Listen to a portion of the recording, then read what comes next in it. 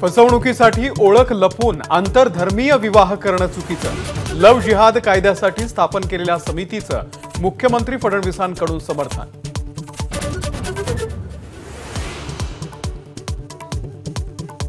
धनंजय मुंडे यांना भेटल्याची बातमी फोडणारा नेता बीडचाच भाजप आमदार सुरेश धस यांची एबीपी माझाला एक्सक्लुझिव्ह माहिती।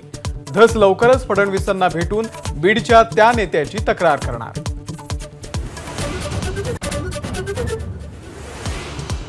शरद पवारांच्या राष्ट्रवादीचे आमदार संदीप क्षीरसागर यांनी घेतली अजित पवारांची भेट। जुन्नर बाजार समितीमध्ये अजित पवार आणि संदीप क्षीरसागर यांच्यामध्ये चर्चा। बीडच्या पाणी प्रश्नावरती भेट झाल्याचा दावा।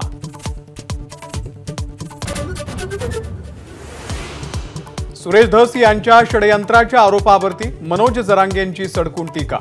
सुरेश धस यांनी मराठ्यांची फसवणूक केल्याचा गंभीर आरोप। खंडणी मागणाऱ्यांच्या घरी जाताच कसं, जरांगेंचा हल्लाबोल।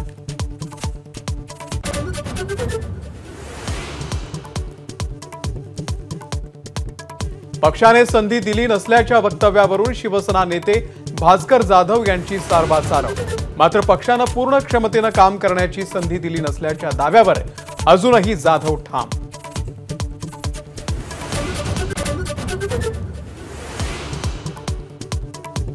कोकणातल्या पक्षगळतीवरती ठाकरेंच्या शिवसेनेमध्ये चिंता। शिवसेना भवनावरती 5 वाजता महत्त्वाची बैठक। लवकरच संजय राऊतही जाणार कोकणच्या दौऱ्यावर।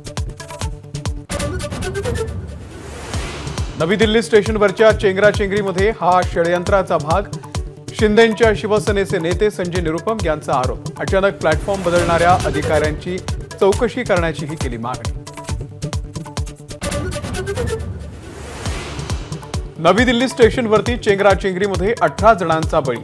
अचानक प्लॅटफॉर्म बदलल्यामुळे चेंगराचेंगरी। मृतांमध्ये 3 बालकांसह 10 महिला। बेसुमार जनरल तिकिटांची विक्रीनं गर्दी वाढल्याचा आरोप।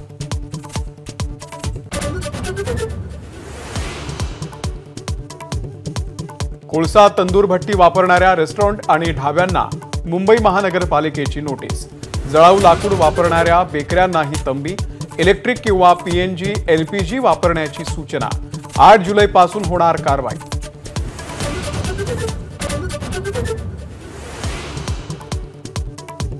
छत्रपती संभाजी महाराजांवरील छावा सिनेमाची बॉक्स ऑफिसवरती दमदार घोडदौड। पहिल्या 2 दिवसातच देशामध्ये 72 कोटींचा गल्ला, तर देशाबाहेर कमावले 10 कोटी रुपये। एबीपी माझा, उघडा डोळे बघा नीट।